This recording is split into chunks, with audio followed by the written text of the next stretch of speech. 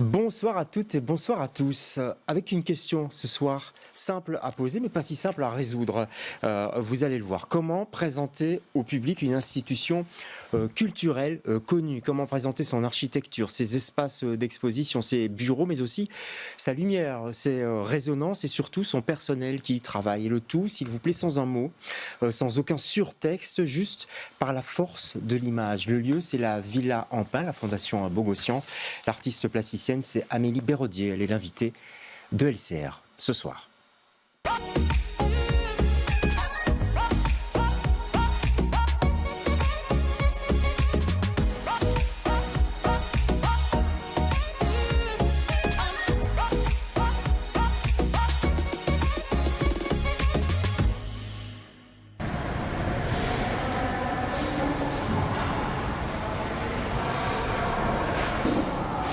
Alors, vous avez sans doute reconnu, si vous y avez déjà été, le grand hall. En tout cas, vous savez, les fenêtres qui donnent sur la fameuse piscine de la Villa Ampin. Bonsoir Amélie. C'est vrai que ce cadre, déjà rien que ça, on a envie justement de ne pas trop bouger la caméra, d'en faire un plan fixe, tellement c'est beau. Vous êtes en résidence là, c'est un travail de résidence, un projet d'exposition que vous nous proposez durant tout ce week-end. Quand vous êtes arrivé à la Villa Ampin, vous n'aviez jamais été et comment vous avez réagi par rapport au lieu d'abord? J'avais déjà été sur place pour voir des expositions. Ouais. C'est vrai qu'il y a plusieurs choses qui se mélangent. Il y a l'art contemporain et l'architecture art déco du lieu qui est aussi très importante. Et qui est assez incroyable, hein, quand même. Assez incroyable. Et après, quand je suis arrivée en résidence, j'avais à la base un projet tout autre. Et justement, en me promenant un peu dans les espaces et en voyant les différentes personnes qui y travaillent, notamment les gardiens d'exposition, la personne qui s'occupe de l'entretien, et puis aussi à l'étage supérieur, les personnes qui travaillent dans les bureaux. L'administration, là on voit pour l'instant à l'écran quelqu'un qui travaille dans un bureau. C'est chaque fois des plans fixes. On vous a laissé filmer, on vous a laissé vous promener tranquillement, si je puis dire. J'ai présenté le projet à l'équipe, d'abord. Mais c'est qui celle-là? Ça faisait un peu intruse quand même, non? Ça a assez vite été bien accepté. Je pense que ça intéressait aussi l'équipe de se plier au jeu et de tester, de participer justement à une installation d'art contemporain. C'est marrant, vous dites jeu, se plier au jeu. Il y a quelque chose d'un peu justement de l'ordre du jeu, je trouve, là-dedans. L'ordre du jeu dans ce que vous proposez au public et ce que vous proposez aussi aux acteurs, si je puis dire, aux acteurs de l'image. Oui, tout à fait. Moi, je m'intéresse à la base au portrait photographique, à l'histoire de ce portrait photographique et donc du coup toute la mise en scène que ça implique quand on pose pour faire une photographie. Et donc c'est des choses que j'essaye de remettre en place dans les installations vidéo que je peux réaliser. Et donc il y a cet exercice de poser pour la caméra et que je propose et ensuite après chaque personne aussi réagit en fonction de son vécu, de son expérience et de la gestion de sa propre image. Ouais. Alors, et du corps dans l'espace, dans l'architecture qui est proposée, assis ou debout, là on le voit toujours devant ces fameuses fenêtres. Alors vous dites photographie, là c'est de la caméra, c'est de la vidéo, sauf que le plan il est fixe. Et ça lui donne une force, je trouve. C'est quoi justement cette force du plan fixe et pourquoi vous adhérez souvent dans votre travail, j'étais voir un petit peu votre site, au plan fixe? L'idée justement, au plan séquence, on dit aussi, pardon, oui. Oui, tout à fait. L'idée, c'est justement de partir de cette mise en scène très photographique, très posée, où en fait on contrôle son image par rapport à la caméra, et puis avec le temps long de la vidéo, permettre des moments où justement il y a peut-être un petit lâcher prise, un recontrôle de son image, et la personne qui est filmée peut naviguer ainsi entre avec le temps long, se relâcher un peu et se reprendre.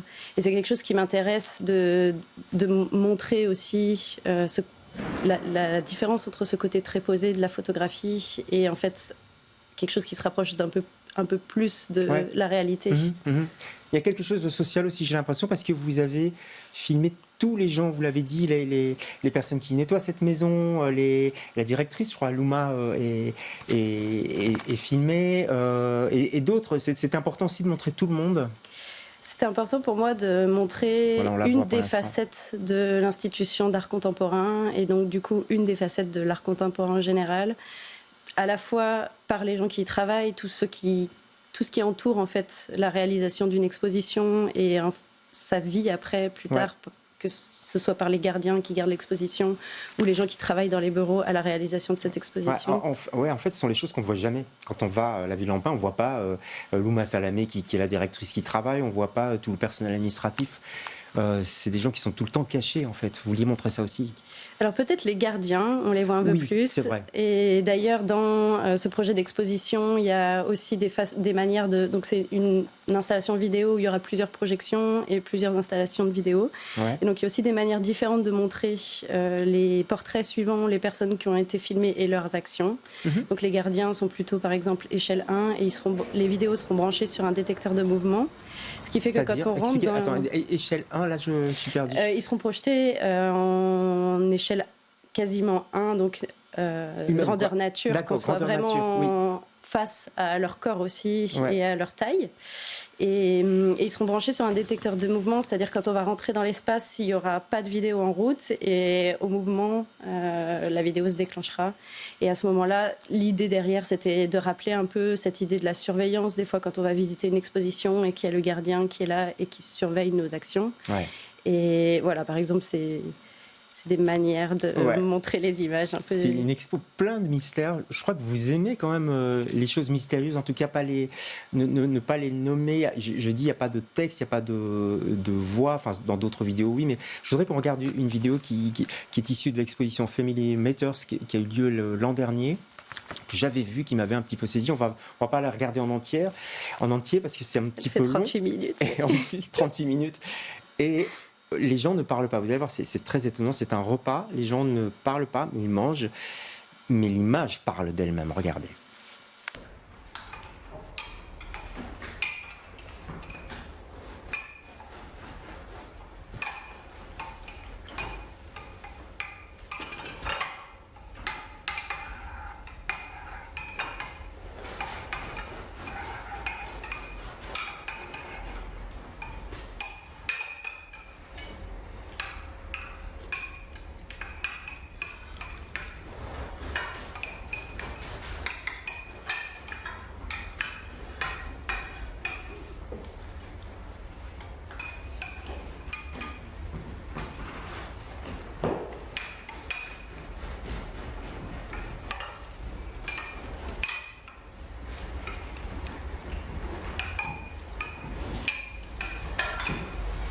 Bon, Amélie Beraudier, là, il faut nous expliquer. On dirait un peu la dernière scène, d'ailleurs. Il y a un côté christique comme ça.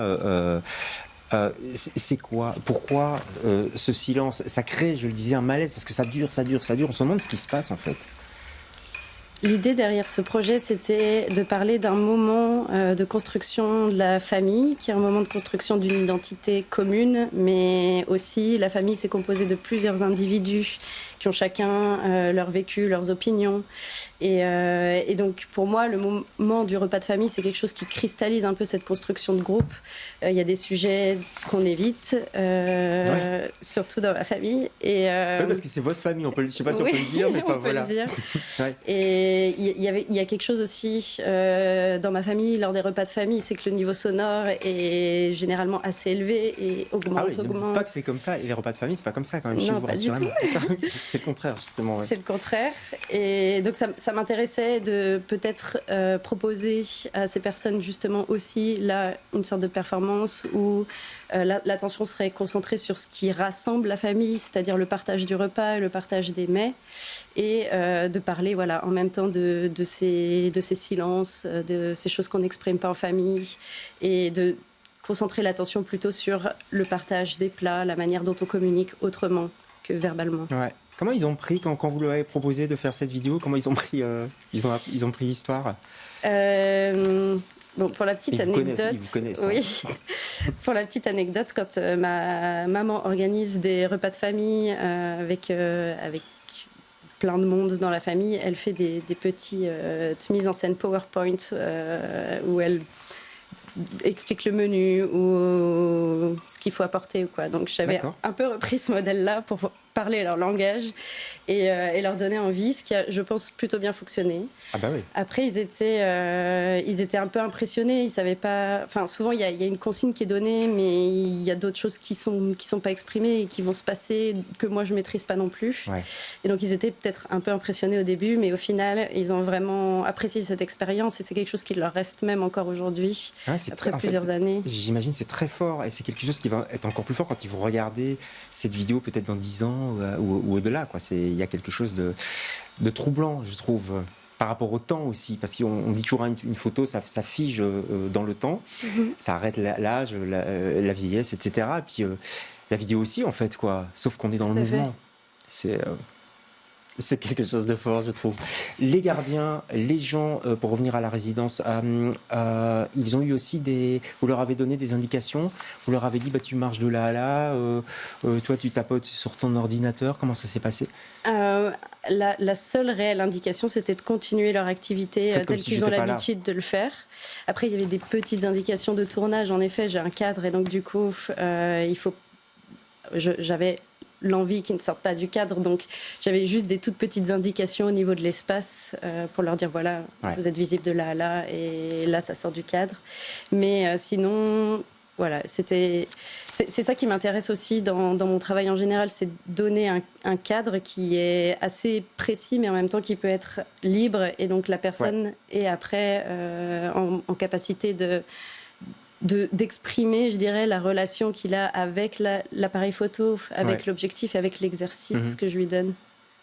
Je vous invite d'ailleurs à aller sur votre site. Vous avez un site Amélie Béraudier, c'est ça ? AmélieBéraudier.com. AmélieBéraudier avec 2 R.com, parce qu'on peut voir d'autres vidéos. Il y a un bébé, c'est très drôle d'ailleurs, dans sa poussette avec tous les commentaires autour et plein d'autres vidéos. Ici, c'est un projet d'exposition qui est complété avec des plans de l'architecture des lieux, etc. C'est via Internet, via les réseaux sociaux. Oui, c'est un projet très complet sur ce qu'est la préparation d'une exposition. Sur aussi l'aspect communication de cette exposition. Voilà, il y a des petites surprises. On va pas en dire plus. Il faut aller voir parce que c'est assez passionnant. J'imagine que Louma Salamé, la directrice, va être étonnée aussi de ce que vous avez pu tirer de cette résidence. C'est comment on dit, open studio, c'est quand la résidence se termine, c'est ça ? Oui, tout à fait. Puis vous allez aller ailleurs, dans d'autres endroits. Merci beaucoup à Amélie d'être passée chez nous. Je rappelle, cette exposition, nous sommes vendredi, donc c'est demain et donc samedi et dimanche, c'est ça ? Oui, toute la journée. 11h à 18h, toute la journée à la Villa en Pin. Voilà, Villa en Pin, tout le monde sait où c'est. C'est boulevard Roosevelt, je crois, avenue Roosevelt, à Ixelles. Merci beaucoup d'être passé chez nous. On se retrouve lundi prochain avec d'autres invités. Passez un bon week-end. Bonsoir.